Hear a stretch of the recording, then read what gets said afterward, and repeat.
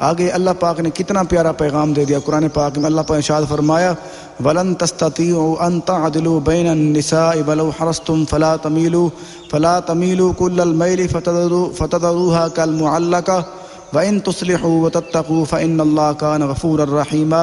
یہ سورۃ النساء آیت نمبر 129 پارہ نمبر 5۔ اللہ پاک نے ارشاد فرمایا اور تم سے ہرگز نہ ہو سکے گا کہ عورتوں کو برابر رکھو، اگرچہ تم کتنی ہی اس کی حرص کرو، تو یہ نہ کرو کہ ایک ہی بیوی کی طرف پورے جھک جاؤ اور دوسری لٹکتی ہوئی چھوڑ دو، اور اگر تم نیکی اور پرہیزگاری اختیار کرو تو بے شک اللہ تعالیٰ بخشنے والا مہربان ہے۔ دیکھو اللہ پاک نے ہمیں ایک چیز عرض کرنا چاہوں، واضح کر دینا چاہوں۔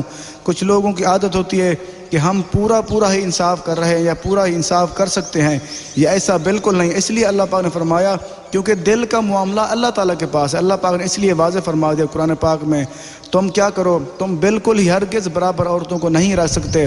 برابر نہیں رکھنے کا مطلب یہ ہے، اس کا مطلب یہ نہیں ہے کہ کوئی مرد ٹائم نہیں دے سکتا۔ اگر یہ نہ کر سکتا تو اللہ تعالیٰ اور اس کے رسول پاک صلی اللہ علیہ وسلم حکم ہی نہ دیتے اور ارشاد ہی نہ فرماتے کہ 2 شادیاں کرو یا 3 کرو یا 4 کرو۔ اس لیے ہمیں تھوڑا سا غور کر لینا چاہیے۔ مرد انصاف بالکل ہی کر سکتا ہے، لیکن ایک چیز پہ انصاف نہیں کر سکتا، محبت کے معاملے میں یہ انصاف نہیں کر سکتا۔ اصل اللہ پاک نے اس لیے فرمایا کیونکہ محبت کسی کے ساتھ بھی زیادہ ہو سکتی ہے، کسی کے ساتھ نہیں ہو سکتی۔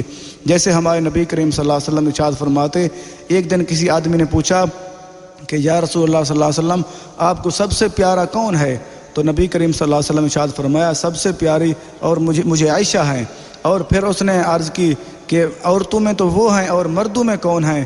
پھر کتنا پیارا پیغام دے اللہ کے نبی نے فرمایا مردوں میں عائشہ کے جو والد ہیں، آپ فرمایا عائشہ کے جو والد ہیں ہماری ماں ہیں وہ۔ اور نبی کریم صلی اللہ علیہ وسلم دیکھو کتنا پیارا، آپ کو کتنا پیار تھا ایک ہی بیوی سے، لیکن انصاف سب کے ساتھ کرتے تھے۔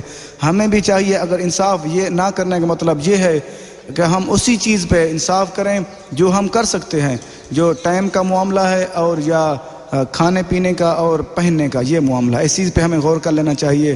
آگے ایک اور واقعہ عرض کرنا چاہوں گا۔ ایک عورت ایک دن نبی کریم صلی اللہ علیہ وسلم کی خدمت میں حاضر ہو کر عرض کرنے لگی کہ یا رسول اللہ صلی اللہ علیہ وسلم میرے خامد نے دوسری شادی کر لی اور میں اپنی سوکن کو برداشت نہیں کر سکتی، وہ اچھی نظر سے نہیں دیکھتی۔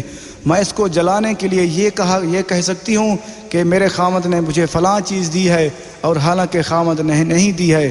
تو آپ صلی اللہ علیہ وسلم نے ارشاد فرمایا اے خاتون اللہ تعالیٰ سے ڈر، تجھے اللہ تعالیٰ کے سامنے کھڑا ہونا ہے اور اپنی سوکن یعنی کہ سوکن کے ساتھ اچھا سلوک کیا کر۔ تیرا یہ کہنا کہ میرے خامد نے فلاں چیز دی اور فلاں چیز حالانکہ اس نے نہیں دی تو یہ سری جھوٹ ہے اور بڑا گناہ ہے اور بڑے آپ جرم میں شامل ہوں گی۔ تو کیا ہوگا؟ اللہ کے نبی نے کتنا سختی سے منع فرمایا۔ اللہ کے نبی نے فرمایا کیونکہ تو نے اللہ تعالیٰ کے حضور پیش ہونا ہے، اللہ کے سامنے کھڑا ہونا ہے، تو اگر آج جھوٹ بولے گی یہ جھوٹ میں شامل ہوگی یہ بات۔ اگر سوکن کے ساتھ برے برتاؤ سے پیش آئے گی اللہ کے نبی نے کتنا پیارا پیغام دے دیا، تو اس کا کچھ نہیں بگڑے گا۔ اللہ کے نبی نے واضح فرما دیا اگر جو سوکن دوسری سوکن کے ساتھ جلے گی، جو سوکن سے جلے گی یا اس کو تکلیف دینے کی کوشش کرے گی اور بری نگاہ سے دیکھے گی تو وہ کیا ہوگا؟ اللہ کے نبی نے فرمایا وہ تباہی میں اس کی اپنی زندگی تباہی میں پڑ جائے گی، اس کا وہ کچھ بھی نہیں بگاڑ سکتی۔ وہ تمہارا خامند ہے، تمہارے معاملے میں تم سے ناراض نہ رہے، راضی رہے اور ہر حال میں تمہیں خامند کو خوش رکھنا ہے۔ البتہ تمہارا خامند تمہارے حقوق میں کمی کرتا ہے تو تم اس کا مطالبہ کر سکتی ہو، اور مطالبہ کرنے کا طریقہ کار کیا ہے؟ وہ بھی پیار محبت سے، لڑنے جھگڑنے سے معاملہ حل نہیں ہوگا بلکہ مزید بگڑ جائے گا۔ اللہ کے نبی نے کتنا پیارا پیغام دیا۔ اللہ کے نبی نے سوکن کو فرمایا کہ اپنے سوکن سے کیوں جھگڑتی ہے، کیوں اس سے نفرت کرتی ہے؟ کیونکہ تو نے اللہ تعالیٰ کے سامنے کھڑا نہیں ہونا۔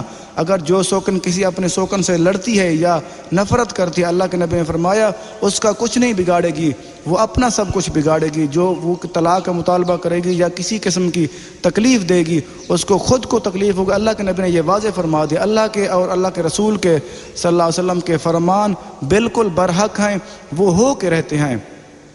یہ سورہ نسائی شریف کتاب النکاح صفحہ نمبر 164۔